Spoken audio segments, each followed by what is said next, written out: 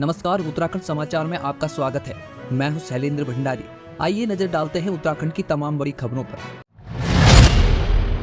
उत्तराखंड के बेरोजगार युवाओं के लिए सरकारी नौकरी पाने का सुनहरा अवसर है। उत्तराखंड अधीनस्थ सेवा चयन आयोग ने 751 पदों पर सीधी भर्ती के लिए विज्ञप्ति जारी की है। इन पदों के लिए आवेदन प्रक्रिया 11 अक्टूबर से शुरू होगी और अंतिम तिथि 1 नवंबर है। विभिन्न विभागों में कनिष्ठ सहायक, डाटा एंट्री ऑपरेटर, कंप्यूटर सहायक, मेट, कार्य पर्यवेक्षक और अन्य पदों पर भर्ती की जाएगी। लिखित परीक्षा 19 जनवरी 2025 को निर्धारित की गई है। उत्तराखंड सरकार ने ग्रामीण क्षेत्र में सड़क कनेक्टिविटी को बढ़ावा देने के लिए 519 नई सड़कों का निर्माण किया है, जिससे 35 गांवों को सड़क मार्ग से जोड़ा जाएगा। 195 पुल भी बनाए गए हैं और 61 सड़कों का अपग्रेडेशन किया गया है। प्रधानमंत्री ग्रामीण सड़क योजना के तहत सड़कों और पुलों के निर्माण पर 2310 करोड़ रुपए खर्च किए गए हैं। इसके अलावा भारत सरकार से 1824 करोड़ रुपए की स्वीकृति मिल चुकी है, जिसके तहत 2288 किलोमीटर सड़कों का अपग्रेडेशन किया जाएगा। अल्मोड़ा नगर निगम में कर्मचारियों को 2 महीने से वेतन नहीं मिला है, जिससे उनके बीच आक्रोश है। वेतन न मिलने के विरोध में कर्मचारियों ने निगम परिसर में धरना दिया और नारेबाजी की। निगम बनने के बाद से कर्मचारियों की वेतन समस्याएं बढ़ती गई हैं। सफाई कर्मचारियों ने चेतावनी दी कि अगर जल्द ही वेतन नहीं मिला तो वे नवरात्र के दौरान हड़ताल करेंगे।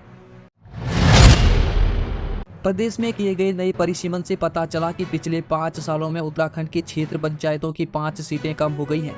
सभी सीटें पर्वतीय जिलों की हैं, जिससे यह संकेत मिलता है कि इन जिलों में पलायन की समस्या अभी भी गंभीर है। वहीं जिला पंचायत की केवल 2 सीटें बढ़ी हैं। यह परिसीमन हरिद्वार को छोड़कर 12 जिलों में किया गया, जिसमें पिथौरागढ़, चमोली और रुद्रप्रयाग की पंचायत सीटें कम हो गई हैं। जिला पंचायतों में अल्मोड़ा, नैनीताल, बागेश्वर समेत अन्य जिलों की सीटों में मामूली बदलाव हुआ है। उत्तराखंड में डाक सेवक पदों पर फर्जी भर्ती का मामला सामने आया है। हिंदी लिखने में असमर्थ 6 अभ्यर्थियों को डाक सेवक के पद पर नियुक्त किया गया है, जिसके बाद उनके खिलाफ मुकदमा दर्ज किया गया है। यह भर्ती प्रक्रिया उत्तराखंड डाक विभाग द्वारा मेरिट के आधार पर की गई थी, जिसमें कई अभ्यर्थी बाहरी राज्यों से आए थे। अब विभाग सभी अभ्यर्थियों के दस्तावेजों की जाँच कर रहा है। पिथौरागढ़ के नैनीसैनी हवाई पट्टी पर 42 सीटर विमान का सफल ट्रायल हुआ, जिससे पिथौरागढ़ से दिल्ली के लिए विमान सेवा शुरू होने की उम्मीद बढ़ गई है। एयर एलायंस एयरवेज कंपनी के विमान ने 3 बार सफलतापूर्वक लैंडिंग और टेक ऑफ किया।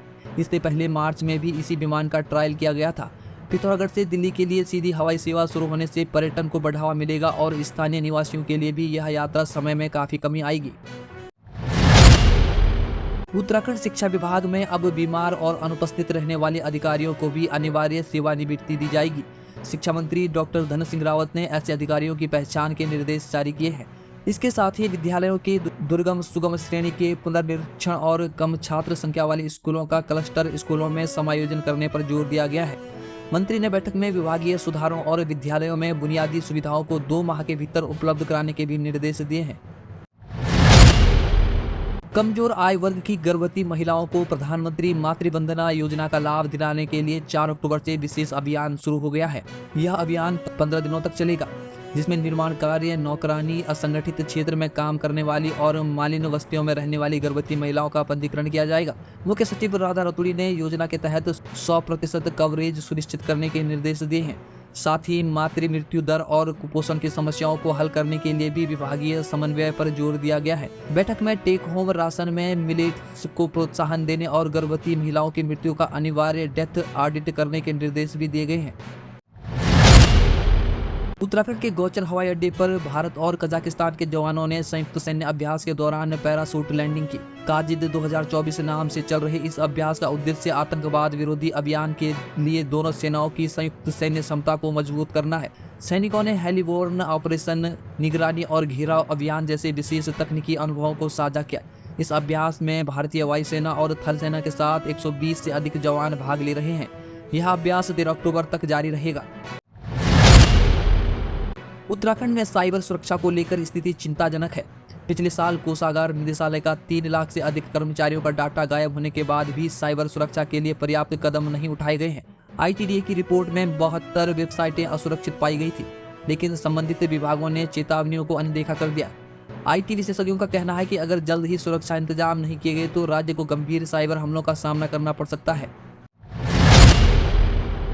रुद्रप्रयाग जिले में स्वास्थ्य सुविधाओं को अपग्रेड करने के लिए राज्य सरकार ने मंजूरी दे दी है। ऊखीमठ और चोपता के प्राथमिक स्वास्थ्य केंद्रों को सामुदायिक स्वास्थ्य केंद्रों में अपग्रेड किया जाएगा। इसके अलावा ग्राम पंचायत कांडई बच्छनसियों में नया प्राथमिक स्वास्थ्य केंद्र भी खोला जाएगा।